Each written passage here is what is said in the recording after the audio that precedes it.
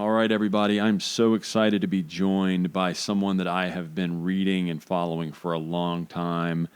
Forbes influencer, luxury brand and retail expert, Pam Danziger.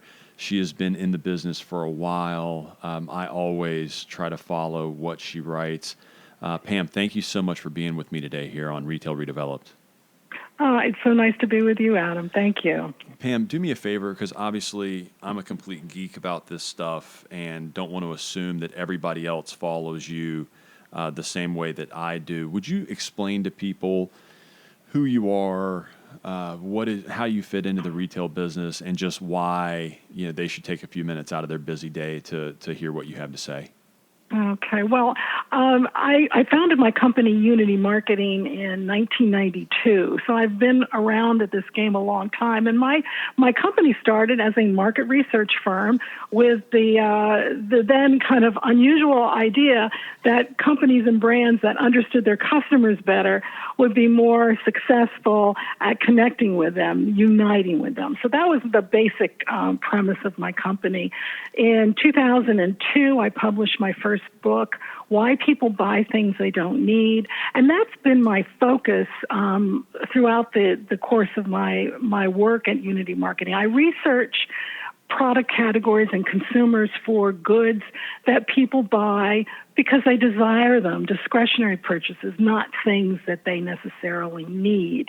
And so that naturally led into my research focus led me down the path of looking and studying the affluent and luxury market, because that's the category of the most things that people buy that they don't need is luxury and the affluent. So I call them the heavy lifters in the consumer economy. And in terms of the overall global market, the American affluent are the most powerful and empowered consumers in the world. So that's my focus, and I write about that for Forbes. I write on the Robin Report, and I continue to publish books and write books like my new one, Meet the Henrys, which is the next generation of these affluent consumers coming online. So before we get into the Henrys, and I have absolutely borrowed that phrase, that acronym, because I think it is extremely good, but I don't want to get there yet. I want to start basics. Would you do me a favor and just define what a luxury brand or what a luxury good means to you? Well, what it means to me is like of very little interest. What it means to the individual consumer is what it's all about. And I think, when I talk to luxury executives and I talk to people who work, trying to sell luxury brands, they want to apply some sort of quantifier. They want to quantify what is luxury at a certain price point, or it has certain features, or that it's sold in a certain way. I mean, they want to apply these standards, these outside standards on luxury. But what's really important is to look at the companies and look at the brands and look at the products and look at the offerings from the point of view of the consumer, because luxury is a personal perception, and the consumer's perception is your business reality. So I said, and people argue all day and night about that this is luxury and that isn't, and that's a waste of energy. What's important is to understand that individual consumer and how they perceive luxury, and that's where you get your insights to go forward and grow. Yeah, I guess that's a good point. I mean, one person's luxury could be Abercrombie and Fitch, and one person's luxury could be Cartier, right? I guess Yes, I guess that makes exactly. a ton of sense. So you more focus on luxury as being, something, a good or service that someone doesn't necessarily need, food, water, shelter, Right. but something that they purchase because, damn it, they deserve it. Yeah, driven by that personal and emotional connection, and I think that is the nugget. And as we've looked at the disruption that has come in the luxury market, and we just saw LVMH's numbers today, up by, double digits and so on. But LVMH hides a lot of stuff about their brands in this big, because it's such a huge, big conglomerate. Would you explain to people who that conglomerate is? It's Louis Vuitton, Moet Hennessy, LVMH. But if you look at the tree of companies that they own, it is freaking staggering. It is huge.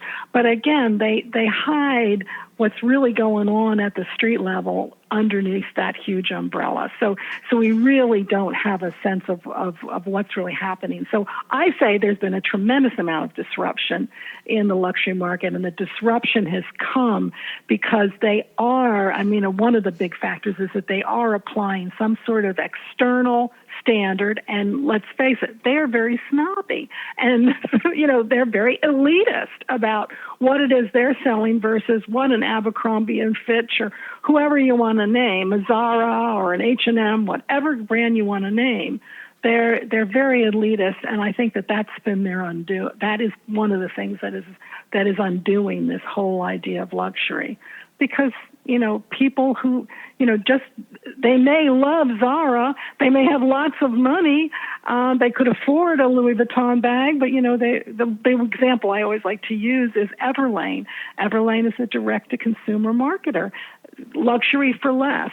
They have a bag the same size as a Louis Vuitton tote bag, which costs over $1,000, some $2,000-$3,000, that are canvas with the Louis Vuitton logo, and they sell a bag that's 100% leather, made in Italy, where the best leather goods are made, for $175. Now, what fool is going to buy a Louis Vuitton when they can buy an Everlane bag for a tenth of the cost? That's an interesting question. Marketing is a powerful, powerful thing, because I live in a, affluent suburb, or not even a suburb, inner city in Charlotte, North Carolina, and I see a hell of a lot of Louis Vuitton bags. But your point is taken that it's kind of a mindset that these guys go after, as opposed to necessarily a difference in level of quality. Right, exactly. And some people, and again, some people gain status and desire these brands for the status that they carry. But as I talk to, true affluent people who really do have money, they don't need external symbols of status. They have plenty of status on their own. They don't need those external. They don't need to wear their status on the outside. And people who have money didn't get rich by spending it all either. So they're very value conscious. They can spend a heck of a lot of money, but they're looking for real value, not just not to become a walking billboard for Louis Vuitton. Right. And that's what that brand. Let me ask you this: what would you consider as the difference, or is there a difference in the way you think about aspirational versus luxury? Are those two different things to you, or would you contend that those are kind of one and the same? Well, I hate the phrase aspirational. I wish we would make that word go away, because aspirational is all about this idea of status. And yes, and without a doubt, there is a segment, and my research indicates it's about less than 20%. There is a status-driven consumer in the luxury market. But if you line them up, and compare them demographically, age-wise, and so on, to other affluent kinds of psychographics, affluent kinds of personalities, what you find is they tend to be younger, and they actually tend to have less money than other kinds of psychographic personalities within the luxury market. So I think, and when you look at young people, everyone goes through a period, like, who am I? What is my, you come out of college, maybe you're starting a job, you're starting a career. How many of us start a career in one area and we get pulled into a whole other different path when we reach 30, 35?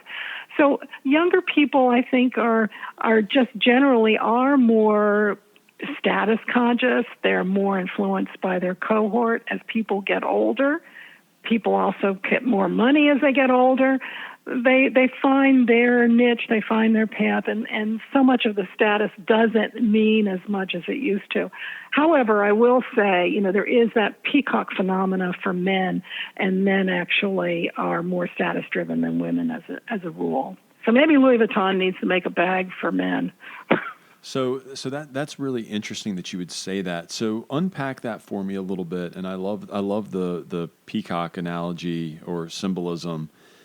How would you say? Because when I think of luxury goods, I do tend to think about the Louis Vuitton purse or the Hermes kind of gear, or the Jimmy Choo shoes or something like that. And I tend to think women when I think that. So I guess the luxury peacock symbol for a man would be the Rolex Submariner or Daytona and the Porsche 911. Is that kind of how you define it for men? Because I would just think luxury for women. That's just where my mind goes. Okay. Well, and that's right. And the fact is that men are significantly more driven by status, but I mean that's in the programming, as far as I can tell, in the DNA, and it's in the chromosomes.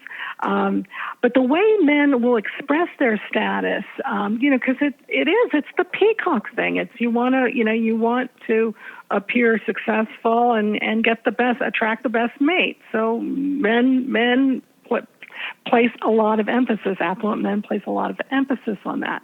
But it doesn't have to be in terms of a Rolex. I mean, I did a series of discussion groups with young millennials, people who had graduate degrees, who were in career paths that were going to lead to affluence and wealth as they matured. This one young man was a junior partner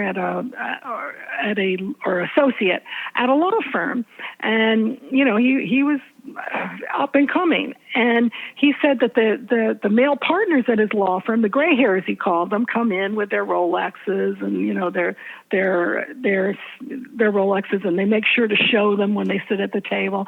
And he said that his luxury watch was his Ironman triathlon watch, which is like $99 from Timex. And he says, because that watch says who I am. I am a triathlete. I need this watch. Now, maybe as he ages, he'll go to a more luxury brand sports watch. But I think that's such an intriguing and interesting perspective. It's his luxury comes from the man he is, and the training that he does, and the athletic accomplishments he does. I mean, the money is not really where it's at, and I think there's a good portion of these young people who are really. It's much more about status, that comes from who they are and what they've accomplished, not necessarily how much they can buy and how much they can spend. But isn't that kind of the bedrock of everything that we hear about the way millennials and Gen Z approach brands today? Isn't it all about getting that identification point with a potential brand, like you said, Everlane? Obviously, they are extremely interested in sustainability, and they wear that on their sleeve. Isn't that Iron Man example just like, obviously we're not here to hawk Iron Man watches, but isn't that just a continuation of that same thread? Well, I mean, the relationships of people and brands, I mean, that's what marketers have been doing ever since the Mad Men era. So it's there. But I think that when we look at affluent consumers, I mean, who are they? They're people with high levels of education. They're people who, and particularly younger people, they are so sensitive to marketing messages and get so turned off by marketing messages. It's hard to make broad generalizations about a huge consumer market or a huge generation the size of the millennials. But I just think that that too much emphasis on the part of luxury brands and of all brands is focused on the brand itself and to make their brand aspirational, put it up on a pedestal and make people, try to worship at that and aspire to that. I mean, I really think that the success for marketers is going to come when they pivot toward understanding who the consumer is and trying to get the consumer to draw them into their space rather than have the brands trying to pull them into their space. I think that they need to understand that the power is now firmly in the hands of the consumer, and it's called a cell phone, their iPhone, and they really need to not try to entice people to them so much as become part of the value system that the consumers themselves have. And this concern with sustainability, this concern with environmental issues, concern with how products are manufactured, that is, and it's not going anywhere. The labor, all of that stuff is going to only become bigger, and because we have so much stuff to choose from. Mm-hmm. So who in your world is doing a good job of that identification process, and who in your world do you think is missing the bus? Oh gosh, I mean, they're here today and gone tomorrow. I mean, I've been a huge fan of Nike, and so much of what they've done I admire. But again, it's I'm a baby boomer. I grew up in a different time. I didn't get this Colin Kaepernick stuff. I mean, I kind of, I understood it when, at the beginning when they brought him in but with the latest Betsy Ross stuff, I mean, I just didn't get it. I never had any clue that there was anything wrong with the Betsy Ross flag. And I just didn't get it. So, the more you kind of walk down that path of social values as opposed to like meaningful values, like, manufacturing in a sustainable way and not having, slave labor in your factories in China and so on and so forth, that's one thing. But walking this path toward getting involved in and we live in such a divisive time, it seems dangerous to me. So Nike I really liked, but now I'm just not so sure. Adidas, I recently wrote about, they're going 100% recycled plastic in all of their products, and plastic is polyurethane or polyethyl or whatever. I don't. It's plastic. I got polyester. Yeah. Excuse me. It's polyester. I think that is just a huge, great value. And on the Adidas hasn't gotten so much into these social issues that I think could very well trip up a Nike. I mean, there's so many brands I think are doing very good things. There's so many brands I think could do better things. Tiffany is an example of a luxury brand. They have refused to carry lab-grown diamonds. They think that, and again, that's this elitist attitude that actually diamonds have to come out of the earth or they're not really luxury. And that's completely off message for the millennial generation, who they've got to attract to buy engagement rings. And so, we live in very difficult times and very, very divisive times. And I don't think it's all because of the man sitting in the White House tweeting all day and all night.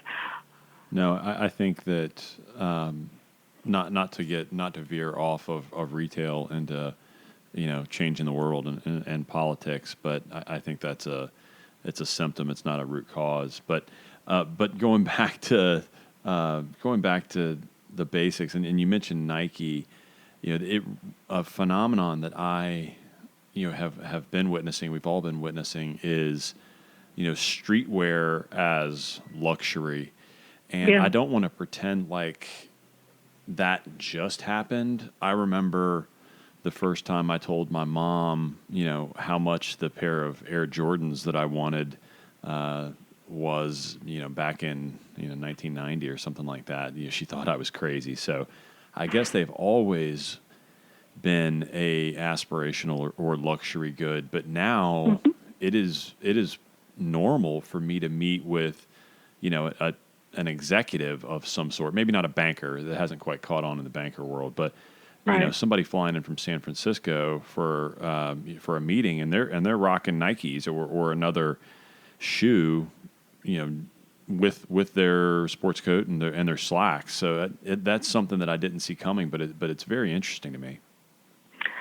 I agree with you too. I mean, I think when it comes to footwear, I think that's to me, the merger of sneakers and luxury is different than the streetwear like I'm seeing with, I guess, Gucci has some sort of new varsity jacket that, I just, streetwear inspired has probably got a streetwear brand name. I mean, I just don't get that at all.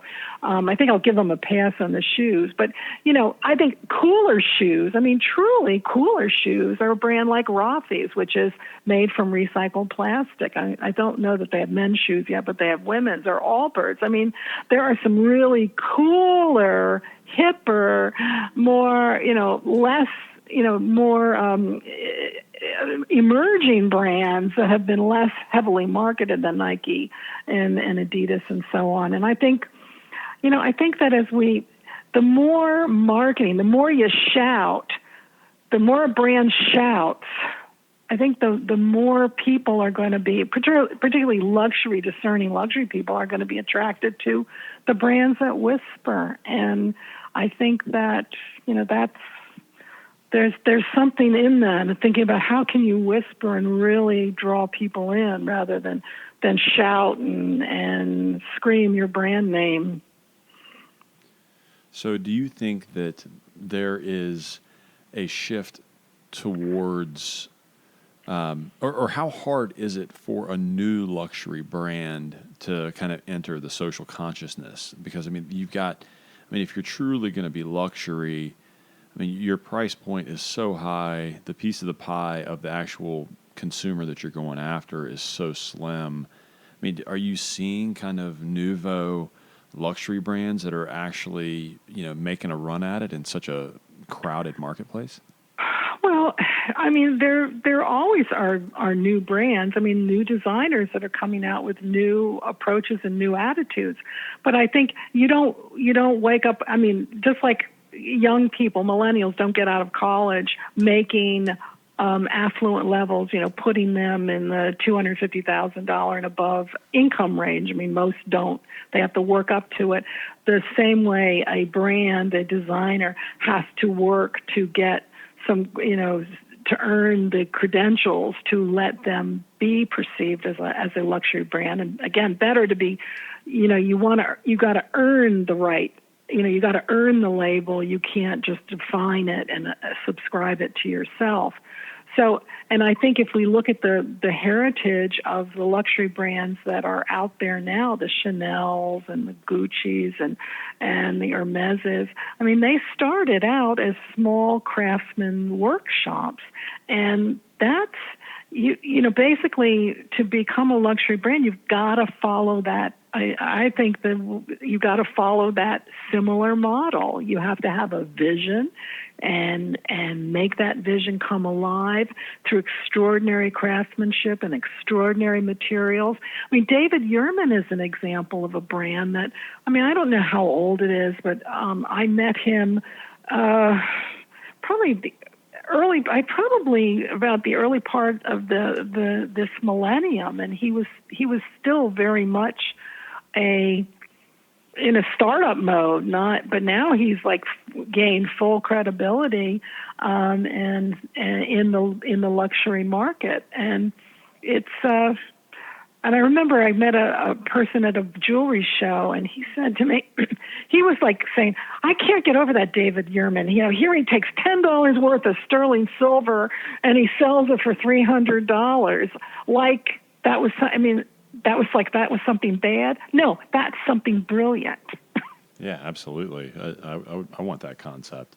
So, yeah, exactly. But you got to start. You got to start at the beginning. So let me dive into a little bit more of your work, because we keep talking about the affluent American consumer, one of my favorite things that I've read from you is the Henry's concept. Would you walk Yes.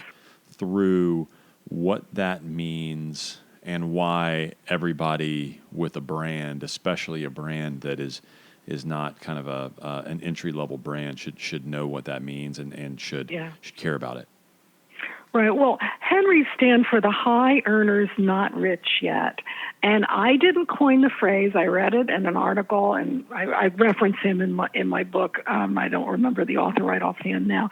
But I read it in an article in Fortune magazine, and it was a person talking about investment, and he coined this term. And when I read it, I said, this is the name I've been looking for, because I've been looking for, people at that time were calling these lower income, yet still very high income relative to the rest of the population, consumers, aspirational. And I knew that was wrong. Aspirational is motivational. It isn't demographic. Henry's is demographic. It's people with incomes from about $100,000 to about $250,000. And if we look at the census data, which is the authority on incomes in the United States, $250,000 and above is what I call ultra affluents. They make up about just shy of 5% of all U.S. households. The bulk of the affluents are in this range of 100,000 to 250,000. About 30 million or so that fall into that segment. They're above 75%.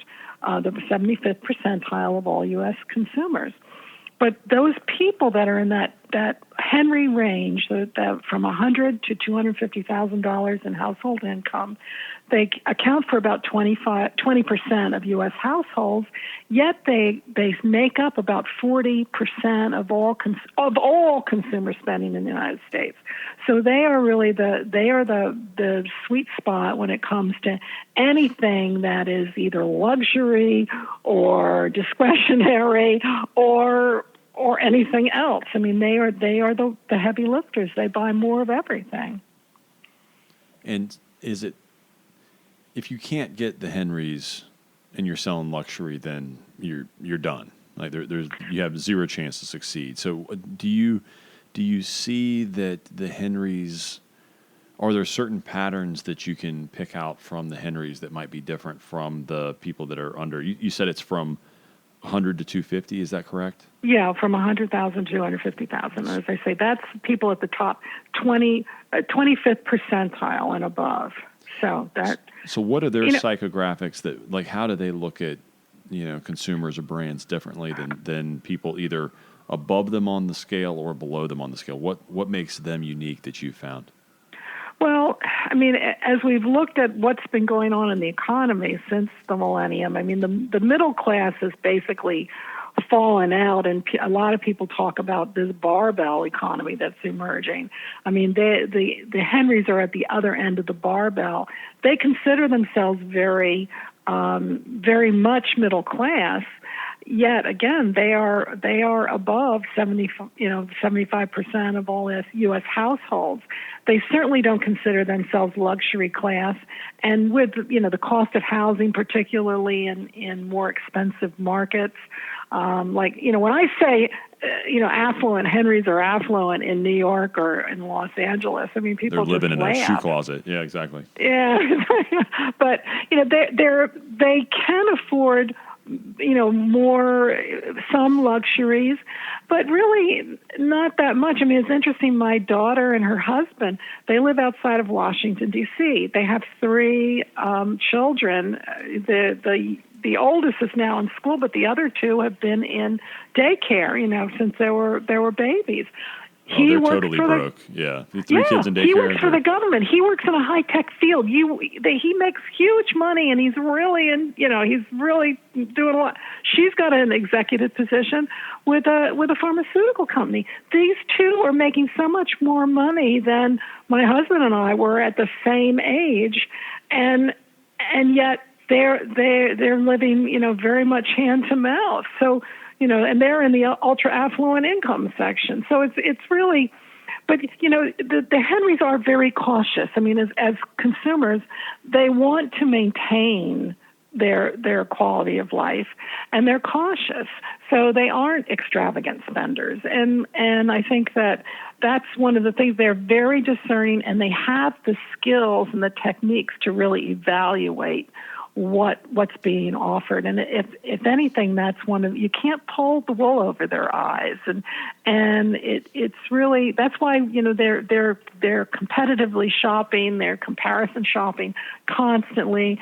They spend a tremendous amount of time in pre-purchase research.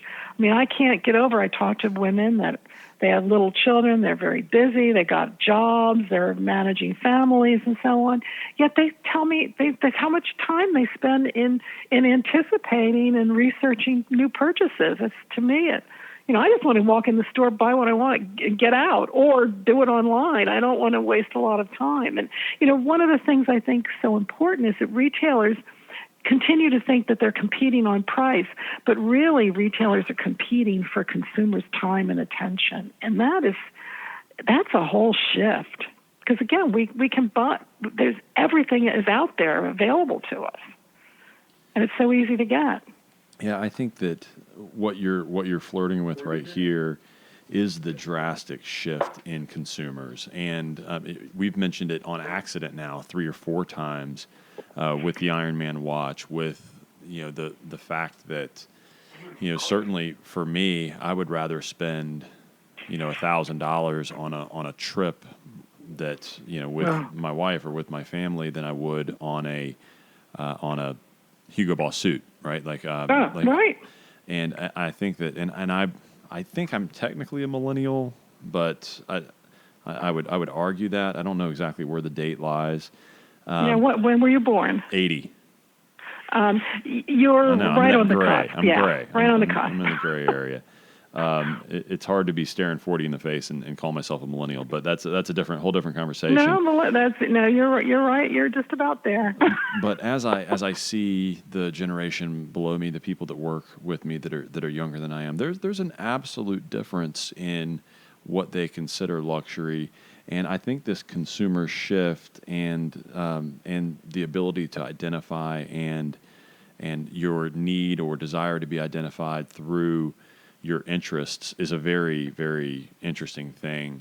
I'm a big car nerd, right? Like I love cars and racing cars and all this fun stuff. So I would rather wear a shirt or a watch or something like that only other car geeks would even care about than a in-your-face splashy brand. And I think that trickles down to a lot of other people's interests as well.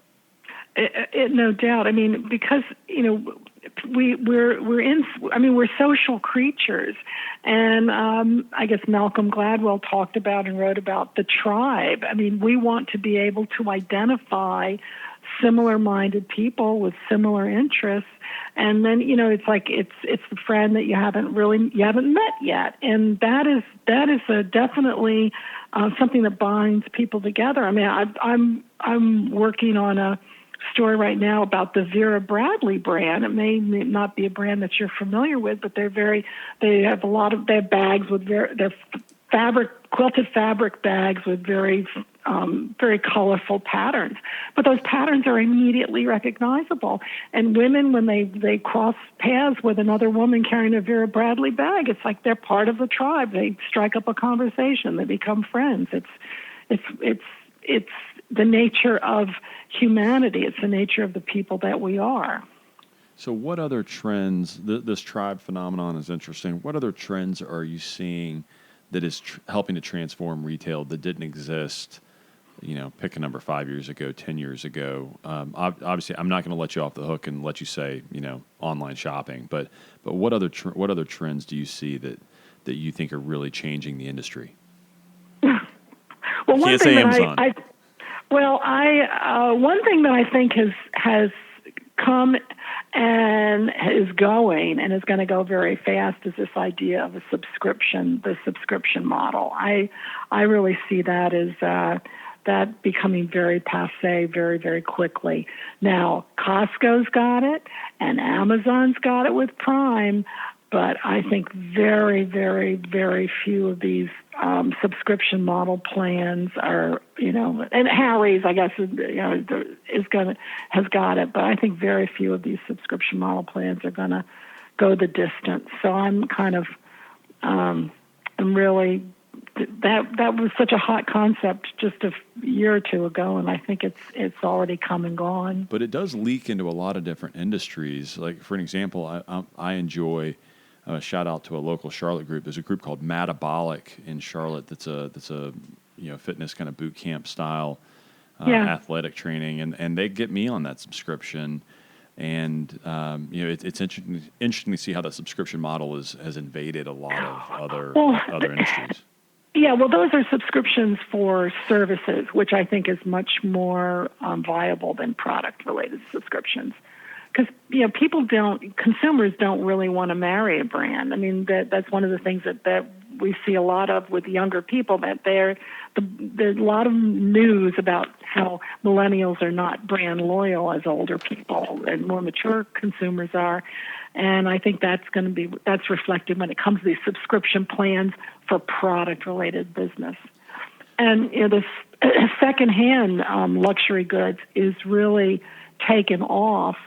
And I think that's driven primarily by the aspirational consumer who aspires to own, wants the status of owning a luxury brand, cannot afford them, but can figure out a way to buy them if they're secondhand.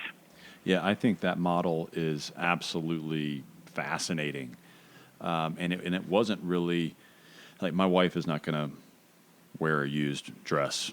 Right, she's just probably not going to do it. But I thought that the Runway is fascinating, and I went to one of their brick and mortar stores when I was in Alexandria, and there were just people, all women, all filing in and out of there, dropping their clothes off, trying on all these dresses, and I asked some other women that I know that are a little bit younger than I am. They're like, "Oh my God, I have to go to 5 weddings this year. I don't want to go buy $2,000, $3,000 worth of dresses to go to these different weddings." So I get it, and I think it's interesting, but I would have never expected it to get $1 billion valuation either. Right. No, well, I was surprised by that too, but I think it's really a trend. I mean, one of the things that H&M is doing, that they're collecting used, you can bring your clothing back to them and get some credit. Eileen Fisher is doing it with her, and she's refurbishing the products and selling them for herself. I mean, I think that a lot of luxury brands are going to try to figure out a way to get in on that business. I mean, Chanel sued The Real for selling counterfeit products.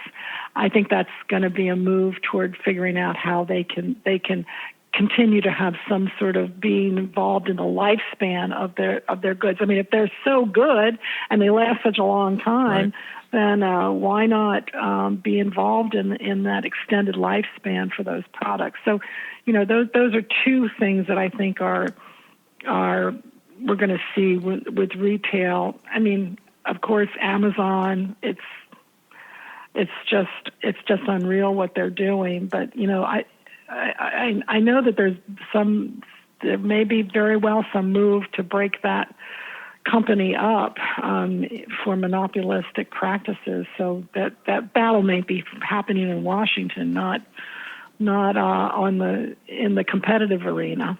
Yeah, I wouldn't be surprised to hear that either. Are you seeing changes in the luxury world because of shifting demographics? And when I say demographics, I'm a real estate guy, right? So my demographics mean, just how the populace behaves and how many of them are there, et cetera, et cetera. Are you seeing a change in luxury, the way these brands think, because there is a lot less of the formulaic power center, which is, got your Old Navy, your Target, your grocery store, your hardware store, and it's right off the highway. And now, it seems like there's a flight to urbanism and these dense, mixed use, apartment or office above and high street retail on the ground floor. Do you see that affecting luxury brands or the market at large?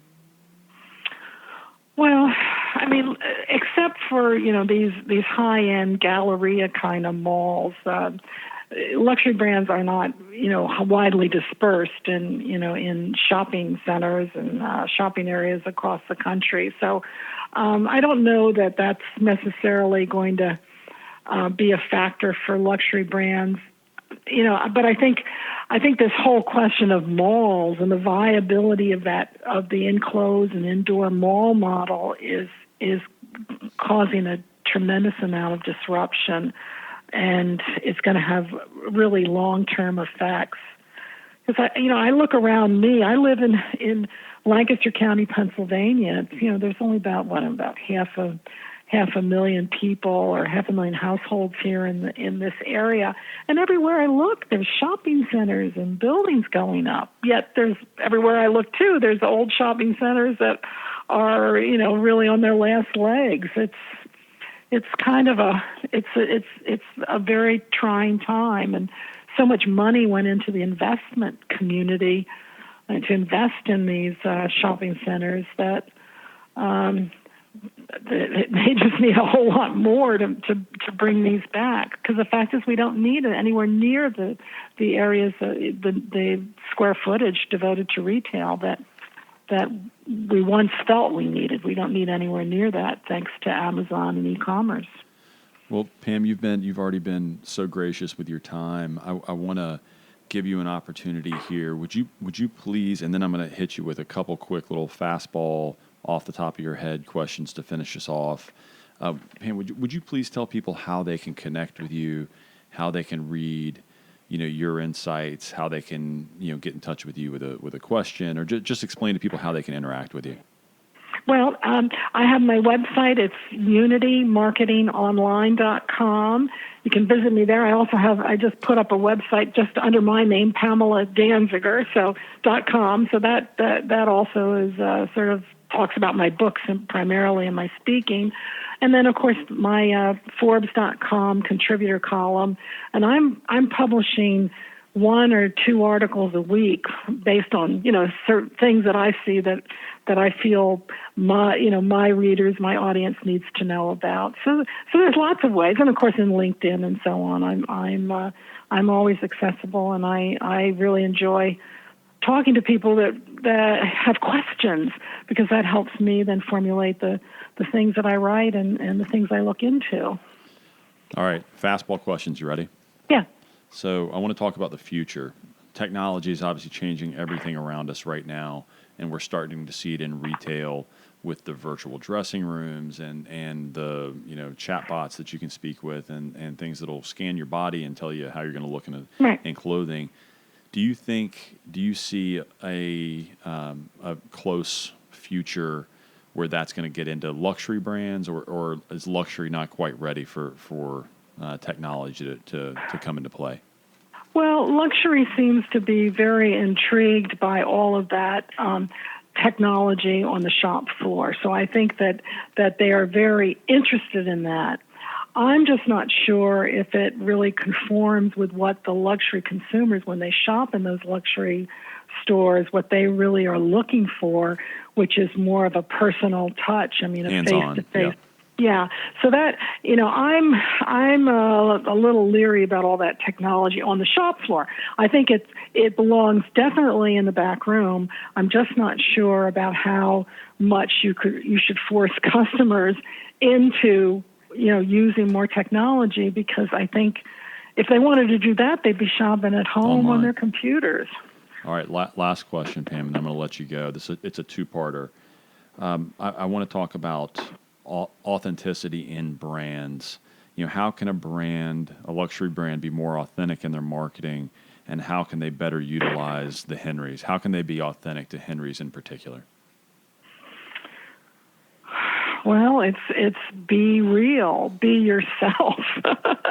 I think that so many luxury brands, they're chasing the next new shiny object, the next new shiny designer, the next new shiny whatever. And authenticity really requires that you be true to who your brand and your heritage and where you came from. So I think the Henrys, the younger millennial Henrys, are very much interested in really authentic, true brands. So I think that that's really look at your history. You can't base everything on your heritage, but I think that heritage is a very important platform to grow and develop relationships with the next generation. I think that's well said. Pam, thank you so much for joining me today on Retail Redeveloped. You have been so generous with your time. Just want to take a moment and say thank you to you and acknowledge you for coming on the show and taking 45 minutes out of your day to share your knowledge and experience with my audience. Thank you. Yeah, thank you, Adam.